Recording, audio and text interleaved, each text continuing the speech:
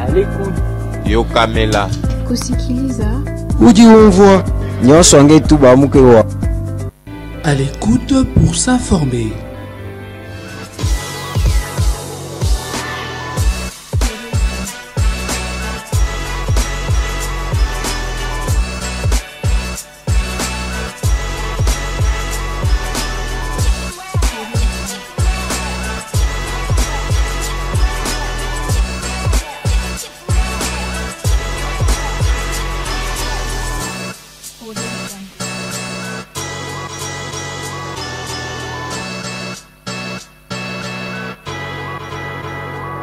À l'écoute pour s'informer.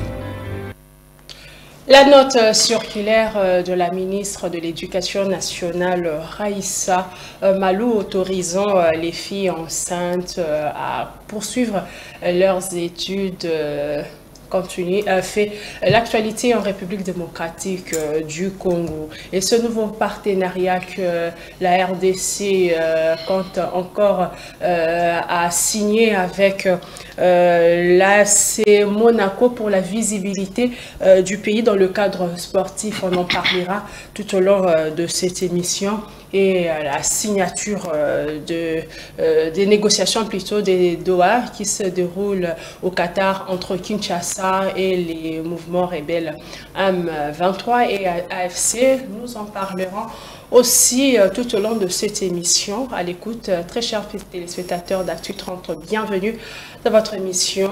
Sur ce plateau, je reçois Monsieur Oscar Béa, qui est cadre du parti politique Alliance des Congolais progressistes ACP de Gentilly-Ngobila, mais aussi coordonnateur de la génération Impunité Zéro. Sans impunité. Sans impunité.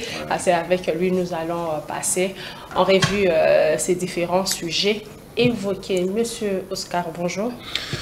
Bonjour Madame la journaliste, bonjour aux téléspectateurs de votre émission. Je fais un clin d'œil à tous les membres de notre parti, l'Alliance des Congolais progressistes, parti cher à son excellence Gentilly-Ngobila Mbaka, l'ex-gouverneur, aujourd'hui sénateur. Je ne saurais pas présenter nos sincères condoléances à tous les membres de la CP, à tous les hauts cadres, parce que Madame, nous avons perdu l'un des nôtres, qui s'appelle sénateur Adonis, qui nous a laissés. Et j'informe nos frères et nos camarades du parti que les corps de notre regretté sénateur Adonis arrivent aujourd'hui à 16 h. Prière, nous demandons à tous les membres et tous les cadres de la CP d'être au niveau de l'aéroport d'Ndjili pour, je crois, présenter ses condoléances à toute la famille et honorer quand même notre sénateur qui est parti. Les corps de l'honorable sénateur Adonis arrivent aujourd'hui. Tous les membres de l'ACP sont priés d'être à l'aéroport international d'Ndjili pour la réception de ces corps. Merci Madame de votre invitation. Mais comment se porte le sénateur Gentilly-Ngobila? Le sénateur Gentilly-Ngobila se porte à merveille. Il y a une semaine passée, ou bien 4 jours, il a été honoré par un groupe de travailleurs qui lui ont remis un diplôme de mérite. L'homme était devant une foule immense pour présenter ses bilans quand il était gouverneur, ce qu'il a eu à faire. Et c'était une activité fabuleuse. Nous tenons à remercier Gentilly-Ngobila Mbaka. En ce qui concerne sa santé, Gentilly-Ngobila va très bien et nous espérons qu'avec le temps, l'ACP va organiser plusieurs sorties médiatiques pour que le parti revienne sur la scène politique.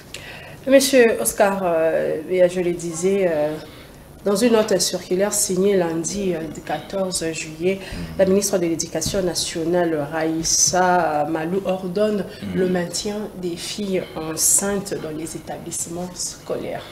Madame, c'est commenter cette décision. Une communication, une décision maudite.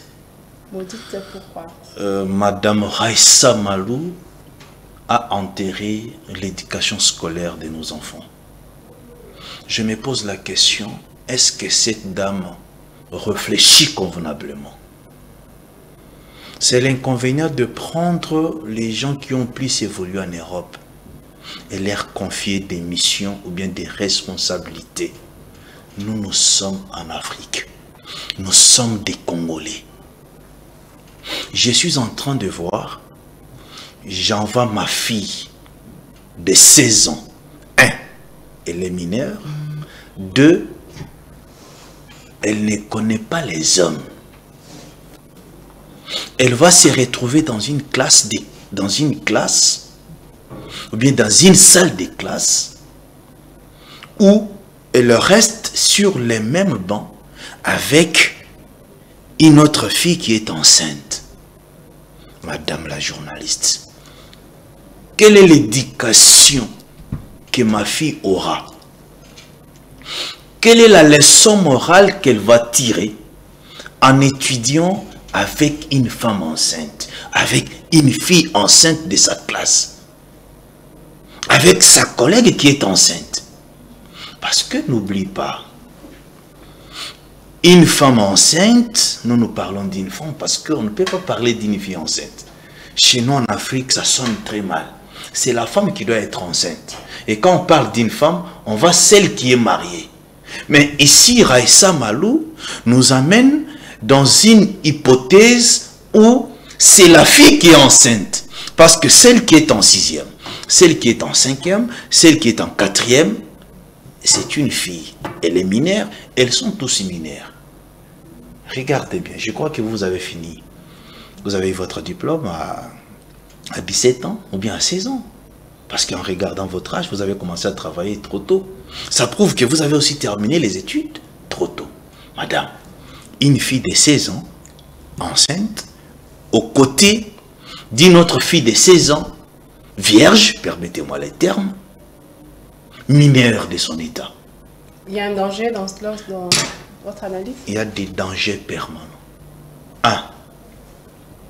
La fille qui est enceinte, vous connaissez les conditions, les caprices de la grossesse. Est-ce que celle qui est à ses côtés va supporter? Elle peut commencer à cracher à tout moment. Une fille enceinte mange à chaque instant. Et elle a ces histoires particulières qu'elle mange par rapport aux caprices de la grossesse. Nous avons des femmes à la maison. Nous connaissons ce qui se passe. Qu'est-ce que Malou veut nous enseigner? Je parle de la ministre de l'Éducation. Mais est-ce que ce n'est pas une manière de décourager celles qui tombent enceintes, qui avortent? Parce que déjà, actuellement, connaissons, nous sommes tous dans la ville de Kinshasa, on commence à constater qu'il y a même ces enfants qui sont à la maison. Les enfants connaissent, ils apprennent la sexualité très tôt. Madame. Déjà, elles sont mineures, bien sûr qu'elles font des choses illégalement. Madame. Il y a des statistiques qui les démontrent qu'il y a plus aussi des mineurs qui tombent enceintes. Lorsqu'elles tombent enceintes, la conséquence est qu'elles abandonnent les études. Et lorsqu'elles abandonnent les études, elles sont parfois comme rejetées au sein de la société. La famille, s'il y a de ces familles, lorsqu'une fille tombe enceinte, les parents décident de mettre la fille dehors de son toit parental. Est-ce que ce n'est pas une manière dont la ministre veut encourager, décourager plutôt ces femmes, ces filles plutôt, de tomber enceintes pendant qu'elles sont sur le banc scolaire et d'éviter les relations sexuelles? Si tu tombes enceinte, madame, mademoiselle, tu iras à l'école. Mais c'est le contraire, madame, de ce que vous dites. Quand vous autorisez les filles enceintes à accéder à l'école, c'est-à-dire vous motivez ceux qui ne sont pas enceintes d'avoir aussi des grossesses parce qu'elles auront la facilité d'étudier. Il n'y aura pas une différence entre les filles bien éduquées et ceux qui ne sont pas bien éduqués. Notre loi congolaise stipule ceci. Une fille de moins de 18 ans est mineure.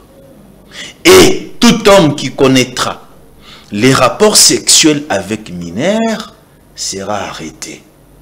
Mais par rapport à cette décision prise par Madame Raissa Malou, la ministre de l'EPST, ça bannit même la loi sur les mineurs. C'est-à-dire ça donne le pouvoir aux filles élèves de se prostituer, de un, de deux, et ça encourage aussi les hommes à fréquenter les filles malgré leur âge. Mais c'est parce que la fille, réalité, non, non, la fille, non, non, madame, je t'ai dit, mineurs, parfois, moi je suis des élèves, parfois, on a vu même sur les réseaux sociaux des filles qui sont sur les bancs de l'école publier des vidéos. Madame, on ne peut pas oublier la scène de Saint-Georges. Madame, moi je suis avocat. On sait que je sache, dans notre pays, l'infraction des viols est punissable. Qu'est-ce qui va faire peur aux jeunes filles de ne pas aimer aujourd'hui? Quand je parle des jeunes filles, les filles de moins de 18 ans. Parce qu'on finit les études humanitaires souvent à 18 ans ou bien à 17 ans. Qu'est-ce qui fera peur aux jeunes filles de ne pas se prostituer? Parce que, avant cette décision, les élèves filles et garçons avaient peur de commettre des bêtises ou bien d'aller au-delà, connaissant que si je suis engrossé, je serai chassé de l'école. Ce sont deux mesures. Mais non, là, maintenant, venir à l'école, c'est une honte. Les amis sont bien, elles sont avec leur jupe, on va comme pendant 9 mois, pendant toute la mais c'est une honte. Ton ventre c'est une honte, non? C'est pas pour, moi je pense que c'est pour décourager ces filles, parce qu'il y a des celles qu'on peut dire qu'elles font des avortements. Madame, elles tombent enceintes, elles s'arrangent, mais maintenant là on dit que tu tombes enceinte. Vous savez, c'est important. C'est important. C'est la gratuité de la maternité. Nous avons la gratuité de la maternité qui ne marche presque pas, madame. On va en parler. Nous avons des enfants. C'est mieux que l'enfant fasse ses bêtises pas au vu au su des parents. Ça c'est bon. Mais si l'enfant sait que si l'enfant sait que je vais me prostituer, je vais déconner, parce que malgré tout ce que je suis en train de faire, j'ai l'accès à l'école. Madame, cette décision va détruire nos enfants filles jusqu'à la moelle épinière. C'est une décision prise à la hâte. Madame Raissa confond les temps et confond, je peux dire, des nations et des continents. Nous sommes en Afrique. Nous ne sommes pas en Europe. Alors, nous ne sommes pas en... Je suis en train de voir, est-ce que nous avons étudié dans des écoles catholiques. Moi, personnellement, je suis un fruit des abbés. J'ai passé mon temps dans des écoles catholiques. Je vais difficilement à Mbongo accepter les filles enceintes étudier dans des écoles catholiques. Les écoles appartiennent à l'État. Non. Qui vous a dit ça? L'État congolais a combien d'écoles? Dans votre commune, madame, dans votre commune, vous avez combien d'écoles d'État? Des écoles publiques. Appelons ça ainsi. C'est catholique qui a des écoles à 80%. Je vois difficile le prélat catholique. Les gens qui nous ont enseigné, nous, d'accepter que les filles enceintes accèdent en classe. Et si l'école catholique, si le prélat catholique rejetait cette décision,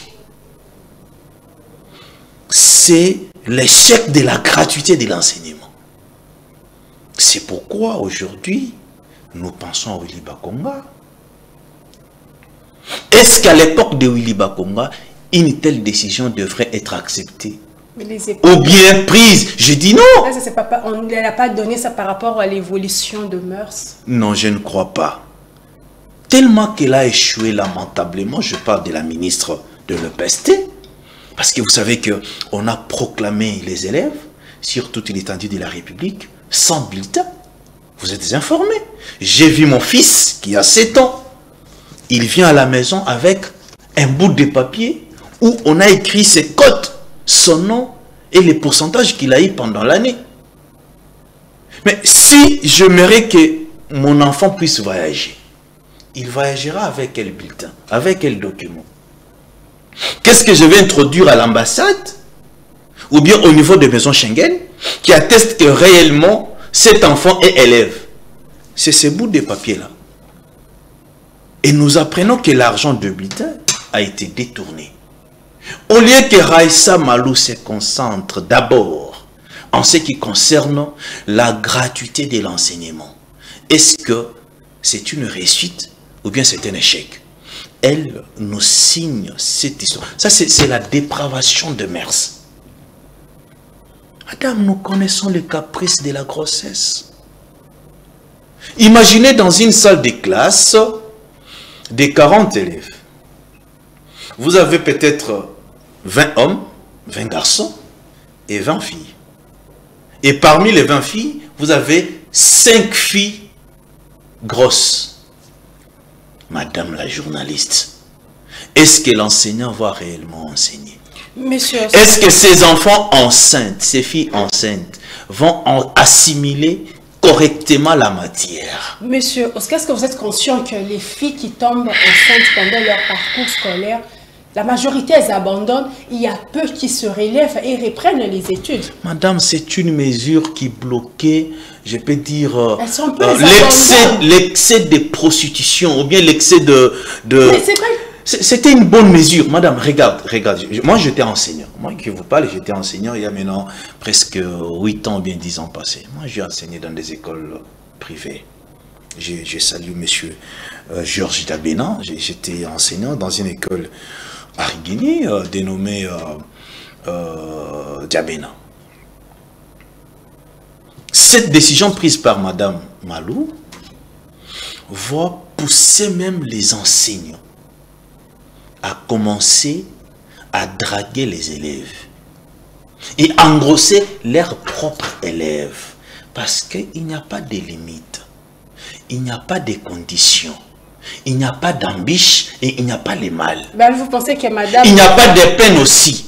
Si un professeur engrossait une fille de 16 ans, la situation sera gérée à l'école. Ça ne sortira pas. Et l'enfant va étudier, je parle de la fille, qui va étudier jusqu'à la fin de l'année.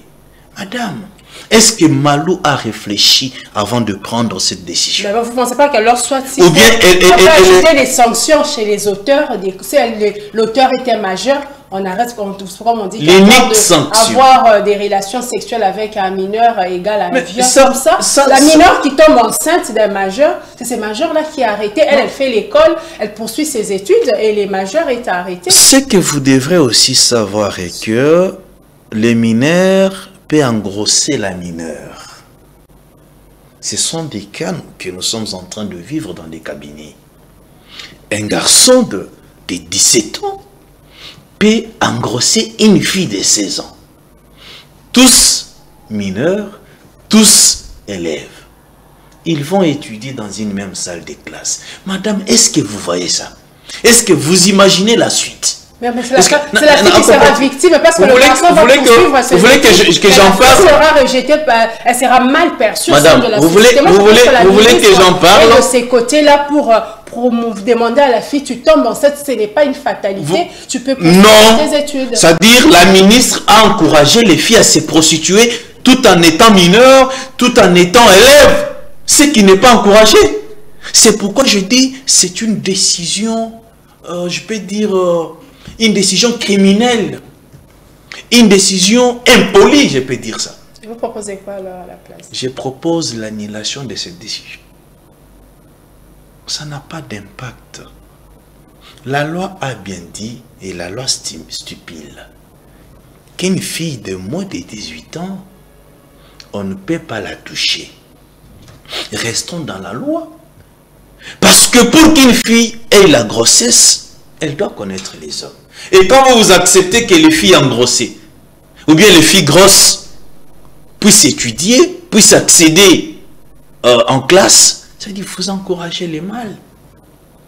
C'est-à-dire vous poussez même les jeunes professeurs ou bien les enseignants des humanités, de draguer et de sortir avec leurs élèves. Est-ce qu'un enseignant déjà, il peut...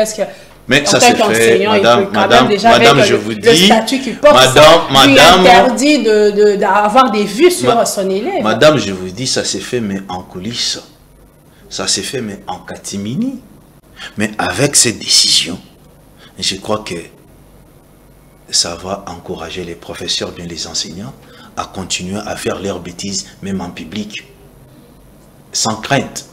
C'est pourquoi nous demandons je crois, à la première ministre, Madame Judith Suminwa-Tuluka, d'interpeller d'abord cette dame de l'EPST, Madame ministre Raissa Malou, oui, de l'interpeller. Si possible, cette décision doit être révoquée. Ce n'est pas le temps et ça n'a pas sa place d'être. Cherchons à protéger nos élèves. Cherchons à protéger l'éducation de nos enfants. Ce que Malou est en train de faire, ça prouve à la face du monde qu'elle a échoué lamentablement. Et nous demandons au président de la République s'il peut... parce qu'aujourd'hui, madame la journaliste, la gratuité de l'enseignement pose des sérieux problèmes. Vous êtes consciente de ce que je suis en train de dire. Je sais que vous n'allez pas accepter sur ces plateaux, mais en coulisses, vous allez me dire, maître, tu avais raison. La gratuité ne fonctionne presque pas.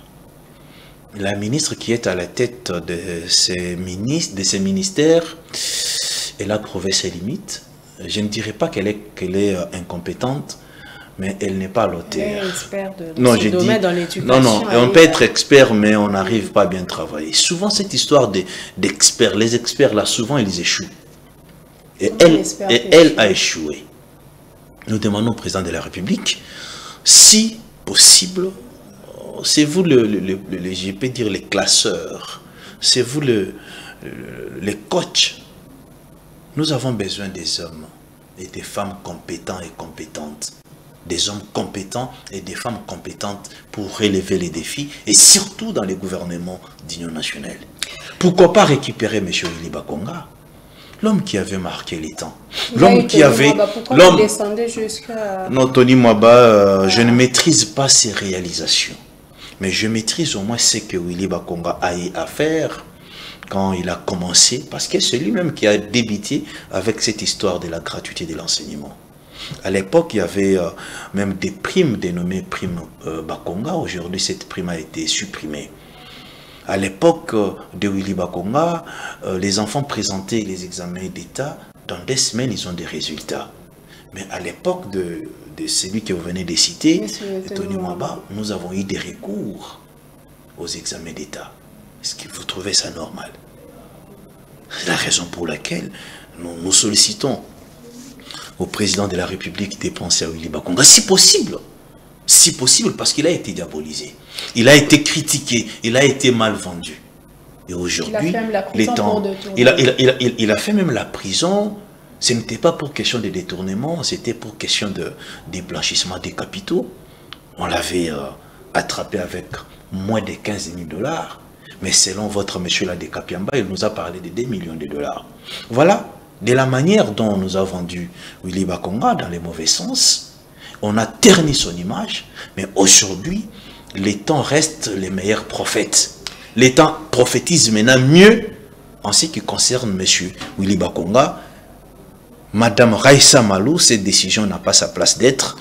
Une fille enceinte n'a pas droit d'accéder en classe parce qu'elle va détruire d'autres filles qui sont dans la même classe. Avant de passer à notre sujet, maintenant celle qui tombe enceinte, qu'est-ce qu'on fait d'elle? La fille qui tombe enceinte, d'abord mineure, on doit poursuivre celle qui l'a engrossée, c'est-à-dire la personne qui a engrossé la fille, doit être poursuivie. Attendez, madame, non, ce sont des cas d'abord fréquents. Si vous descendez aujourd'hui au niveau des CPRK, vous constaterez que 50% de prisonniers, c'est dans les cas des viols. Moi, je fréquente la prison. Des viols par force, bien viol parce qu'un majeur a pris... J'aimerais parler d'une manière générale. Ce sont des cas de viol. Ici, l'homme qui couche avec une fille de moins de 18 ans va faire la prison, doit être arrêté parce qu'il a violé. Et la fille aussi qui a accepté de faire ces bêtises avant l'âge, ou bien tout en étant mineure, elle doit être sanctionnée. Il y a des sanctions morales. Sanction morale, c'est quand on te dit tu n'as pas le droit d'étudier parce que tu es enceinte. Ça travaille sur la psychologie de la fille. Et lorsqu'elle accouche, il faudrait qu'elle... Non, maintenant, quand elle met au monde... ça c'est correct. Quand elle accouche, elle peut rentrer. Parce que l'état qu'elle a après avoir accouché, c'est un autre état. Mais vous voulez qu'une fille enceinte, l'ibumesi vimbi penati ao, à côté classe, azo boa kasui, azo tambula na mangasende na sec. Est-ce que c'est normal? Pour moi, c'est la meilleure punition. Est-ce que vous trouvez ça normal? Pour moi, c'est la meilleure punition parce que tes amis, elles seront là. Je pense que... Moi, pour moi, j'estime que c'est une punition. Ça, je trouve que c'est une décision mal prise. Raissa Malou doit revenir. Sûrement que Mme Raissa va vous écouter, la première ministre et toute l'équipe gouvernementale, ils vont examiner cette décision. Mais il y a encore notre sujet d'actualité, messieurs. Oscar Béa. Après l'AS Monaco, l'AS Milan, la République démocratique du Congo s'apprête à signer un nouveau partenariat sportif, cette fois-ci avec le FC Barcelone, un partenariat à un coût de 44 millions d'euros. Dans le cadre toujours de la visibilité de la République. Ils ont signé quoi là? On appelle ça quoi, partenariat? Oui, c'est ça. Ça, c'est... Pour le FC Barcelone, c'est en voie. C'est en voie, mais avec Monaco. Monaco et l'AC Milan, c'est déjà... Ces partenariats étaient déjà signés. Oui. Ce sont de partenariats de la honte. La visibilité de... Moi, je me pose la question. Est-ce que nos ministres aiment cette nation? Est-ce que nous avons des ministres patriotes? Quand vous acceptez de signer des partenariats pour dépenser quelque chose de 45 millions d'euros. Je parle bien de 45... Ça, c'est 44 millions d'euros. Non, 44 millions d'euros. En dollars, c'est dans les 50 millions de dollars. Dans ces pays, madame, nous avons qu'un seul stade, le stade des martyrs. Nous les sépare le fait président Mobutu. Ça fait pratiquement 65 ans que nous avons eu l'indépendance avec un seul stade. Alors, stade Tata Raphaël. Non, mais Tata Raphaël, c'est un stade qui a été construit par le prélat catholique. C'est pourquoi ça porte le nom de Raphaël. C'est un abbé. Les stades construits par l'État congolais. Quel est le stade de martyr? Il n'y a que le stade de martyr. Et pour la construction d'un stade, ça nous demande 20 millions de dollars. Si vous voulez construire un stade dans des conditions modernes, avec 25 millions ou bien 20 millions de dollars, vous avez un bon stade. Madame, avec un seul stade, vous acceptez de donner, de faire l'offre, de faire une libéralité de 44 millions de dollars à des équipes étrangères. Mais dans notre pays, nous restons avec un seul stade. Je vous demanderai de faire une descente au stade de martyr. Madame, vous allez pleurer. Oui, il y a eu des images qui ont... Les stades de martyr des images qui laissent à dégagent des odeurs nauséabondes. Les installations hygiéniques du stade de martyr ne sont pas accessibles. Si vous y entrez, vous allez y sortir avec de maladies. Le stade de martyr, à son entrée, c'est comme si vous êtes au village. C'est trop sale.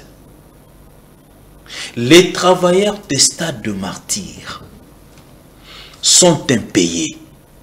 Ça fait pratiquement 6 mois. Ils ont même annoncé oui. un mouvement de grève. Les stades de martyr n'a pas le frais de fonctionnement. Les travailleurs là n'ont pas les frais de fonctionnement. Aujourd'hui, si vous êtes au stade de martyr, c'est comme si vous êtes dans un marché. Tous les bureaux administratifs, ça a été donné aux commerçants et aux commerçantes. Il y a des restaurants, il y a des buvettes, il y a des terrasses. Madame la journaliste, Nous sommes incapables d'entretenir les stades de martyrs, mais notre capacité, c'est de donner 44 millions d'euros aux équipes étrangères. Est-ce que nous sommes normaux? On nous parle de visites, de la visibilité de la RDC. Visite RDC. Ces gens-là viendront visiter quoi? Qu'est-ce que ces joueurs de Monaco viendront visiter en RDC? Vous pensez que la RDC elle est vaste? Madame, il y a plusieurs sites touristiques. Madame, cette émission coupée sans plusieurs morceaux. On voit d'autres morceaux même chez les ministres, même chez le président de la République. La route qui mène vers Lola de Bonobo. Vous prenez Ipen, Cité Verte. Quand vous êtes au niveau des Cités Vertes, mais cette route-là, elle est impraticable. C'est impossible de fréquenter Lola de Bonobo parce qu'il n'y a pas une route. Et pour asphalter cette route, c'est moins de 5 millions de dollars. Mais vous acceptez de prendre 44 millions de dollars donnés à ces gens.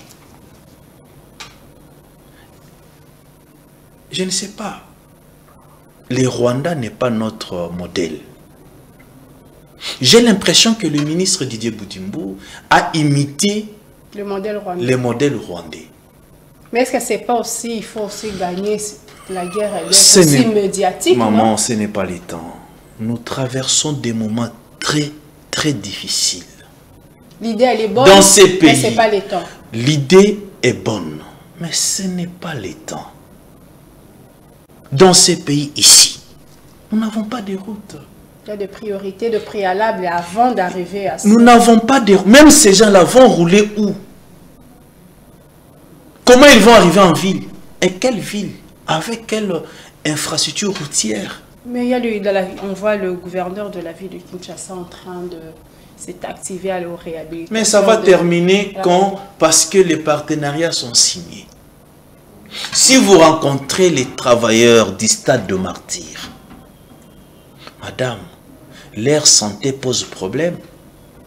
J'ai salué mon frère en passant, mon frère Cédric Moudiantou, qui travaille de l'autre côté. Les travailleurs du stade de martyrs sont impayés, ça fait 6 mois. Le stade de martyrs n'a pas de frais de fonctionnement. Comment vous trouvez normal de prendre cet argent, aller donner aux autres, mais les vôtres souffrent ici? Ça, ce n'est pas de la sorcellerie. Moi, je ne sais pas. Est-ce que le président de la République n'est pas envoûté pendant les conseils de ministres? Ça, c'est de l'envoûtement. Comment des protocoles pareils peuvent passer? Et qu'on les condamne, ça passe comment? Est-ce que le président était dans ces conseils de ministres? Je parle du président de la République. Est-ce qu'il était sur place? Est-ce qu'il a accepté ces histoires? Et mais s'il a accepté, c'est-à-dire le président de la République est complice de notre souffrance. Madame, il y a des impayements dans ces pays-ci. Nous, on pensait que l'État n'a pas l'argent. C'est pourquoi nous sommes cléments. Les peuples supportent sous prétexte que nous avons la guerre. Il y a la guerre, bien sûr, à l'Est. Quand on nous parle des efforts de la guerre, on dit oui, peut-être beaucoup d'argent débloqué pour mettre fin ou bien pour garder l'intégrité de notre nation. Mais quand nous apprenons des histoires pareilles, c'est-à-dire l'État est en train de nous duper, l'État est en train de nous tromper. 44 millions de dollars pour construire les usines de raffinerie de l'or. On a construit ça au niveau de Rwanda. Ça a pris 10 millions de dollars. Mais ici chez nous, nous trouvons normal de faire cette libéralité de 44 millions de dollars à ces gens-là pour la visibilité. Mais la visibilité de quoi? Du Congo. Quel Congo, madame? Quel Congo? Est-ce que les autorités, est-ce que vous savez que quand les autorités, quand des étrangers arrivent dans notre pays, ils se moquent de nous? Des conditions d'abord de la route, quitter l'aéroport jusqu'en ville. Regardez comment le peuple souffre aux alentours du boulevard. Est-ce que ça ne nous fait pas mal? Est-ce que...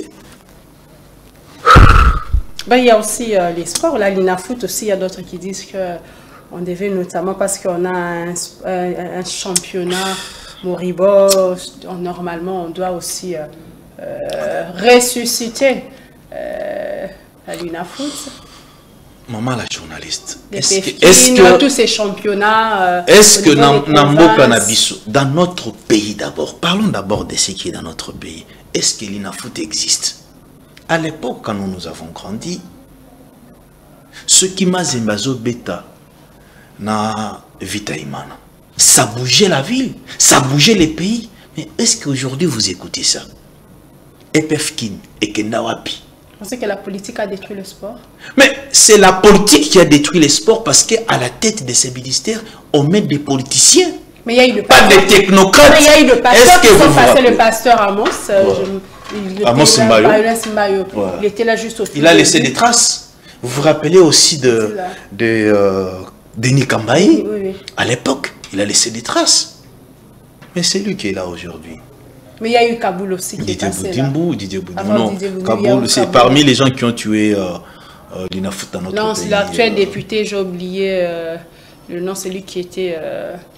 qui était aussi au niveau des sports. Madame, au stade de martyr, là, moi je fréquente des stades. Je sais qu'avec cette émission, on risque de ne pas accepter que j'accède encore au stade de martyr. Mais c'est un endroit où je suis là presque 5 fois par semaine. Le stade est trop sale. D'abord, l'INAFOOT n'existe pas. EPFK n'existe pas. Il n'y a plus de championnat. Parce que ces gens, ces équipes locales ne sont pas, je peux dire, sponsorisées. Vos équipes, vous êtes dans l'incapacité de sponsoriser vos équipes. Sponsoriser, Vita. Mais vous trouvez normal d'aller sponsoriser Monaco, autres, et vous projetez aussi ajouter Barcelone. Ça, c'est l'argent de l'État dilapidé. Mais ce que je comprends est que le ministre Didier Boudimbo, c'est un coopérant. Dans tout ce qu'il est en train de faire, il y a son intérêt.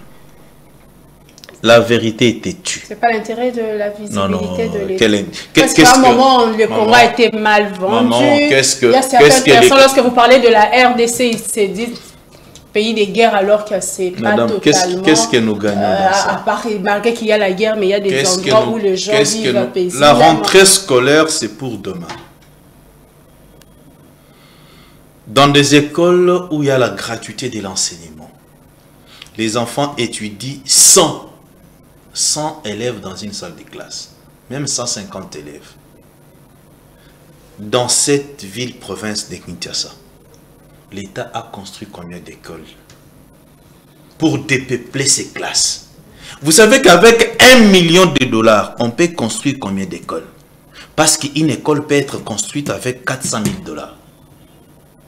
Une école avec 6 classes, bureaux, tout bien équipé. Avec 400 dollars, 400 000 dollars, on a une école. Avec 1 million de dollars, vous avez combien d'écoles? Avec 10 millions de dollars, vous avez combien d'écoles? Mais je pense que l'État... Vous pouvez me citer au moins 10 écoles. Ben moi, je vois à Bandal, là, juste à Chibangu, complexe scolaire, Kosbaki, j'ai vu vraiment, c'est très bien cette école-là, que je vis l'État construire, je sais pas, il y a ça, vers Bakaya aussi, je vis cette école. Bon, je pense que moi, peut-être je n'ai pas le nombre total, mais regardez la grandeur de notre ville-province. Ah, c'est peut-être ici, on continue de construire. Au moment où on continue, les enfants étudient dans des conditions très difficiles, dans des conditions bizarres, mais nous prenons 44 millions, nous donnons aux étrangers pour venir visiter. Ils font visiter quoi? D'ailleurs, ça sera notre honte. Vous savez que pour qu'un parent accepte que les visiteurs viennent à la maison, il balaye d'abord la maison, il embellit la maison. Mais chez nous, le gouvernement ne prend pas le temps d'abord d'asphalter des routes chez nous, mais vous trouvez normal d'inviter ces gens-là. Ils vont circuler où? Moi, j'ai quitté mon gafou là. 9h pour arriver ici à 13h. Vous trouvez ça normal? Monsieur Oscar, nous tendons déjà à la fin, mais il y a une question qui reste sur, parce qu'on parle de la visibilité de la RDC, c'est notamment parce qu'on veut changer les narratifs par rapport à ce qui se passe à l'est de la RDC. Ouais. On va parler de ces négociations à Doha. Ces négociations. Pour moi, là, c'est juste une question. Que... Nous n'allons pas parler de la sortie médiatique de Godin Pouy. Nous sommes dans ça, parce je pense que nous sommes restés avec 5 minutes. Oui, d'ailleurs, c'est beaucoup. Mais d'abord, je parle d'abord par rapport, vous répondez vite à la question, alors, par rapport aux négociations de Doha, ça se déroule sous tension. Vous pensez qu'il y aura un accord qui va... il y aura un accord entre Kinshasa et les M23 parce que les M23... Vouloir ou pas, les M23 vont fléchir parce que... ils sont en face de la grande puissance qui est les États-Unis. Et nous comptons plus sur l'accord qui a été signé à Washington entre les deux pays, notre pays et le Rwanda. Les restes là sont des distractions inutiles. Les M23, s'ils refusent de signer cet accord, ils vont subir la rigueur de la loi et ils vont subir les faits. Ça c'est simple. On n'a pas peur d'eux.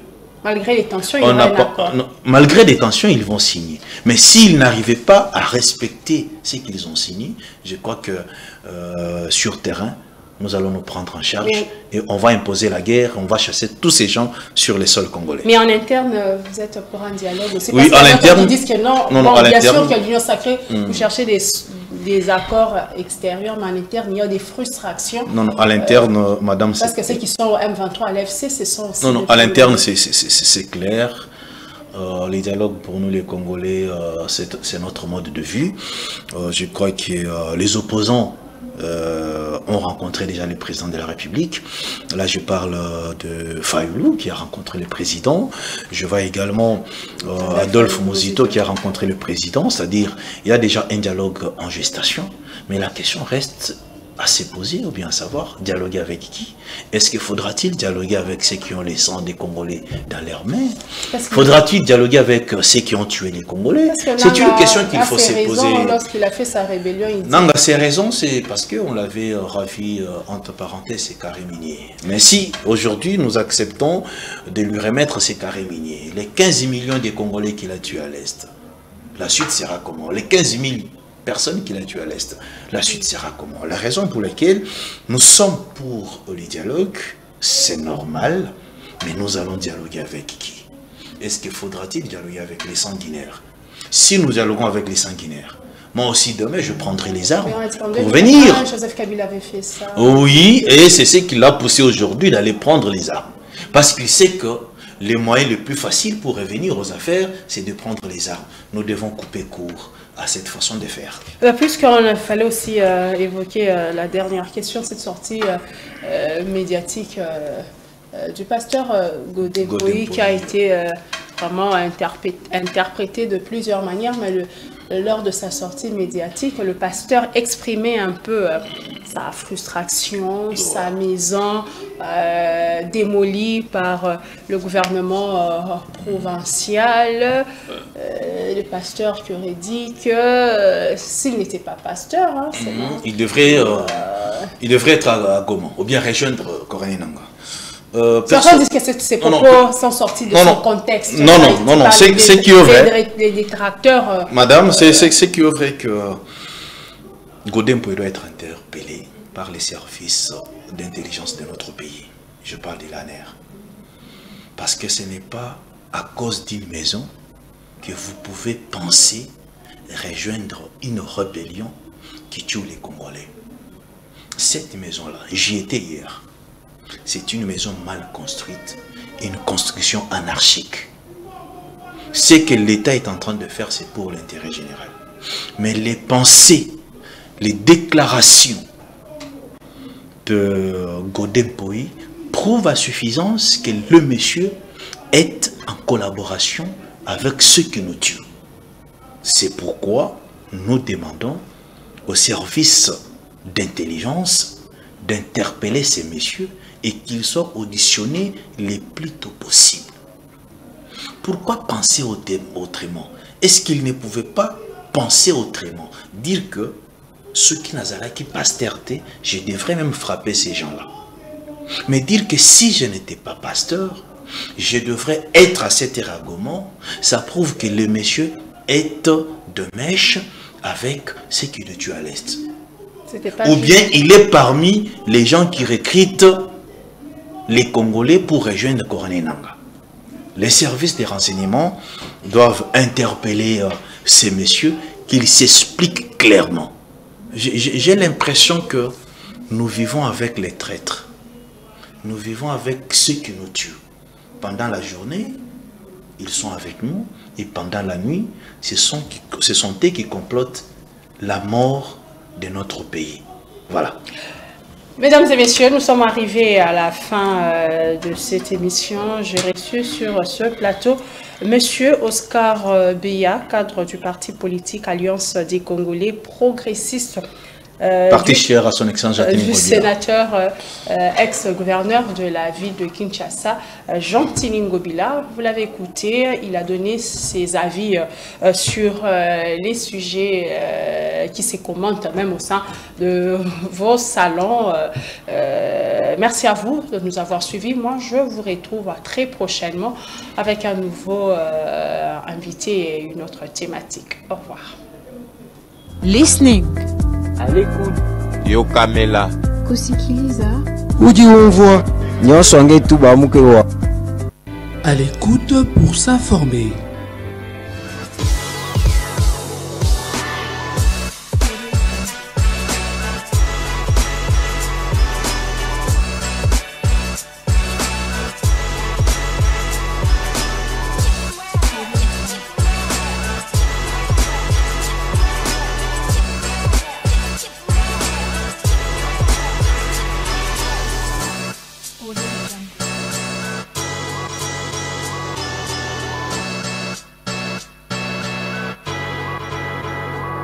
À l'écoute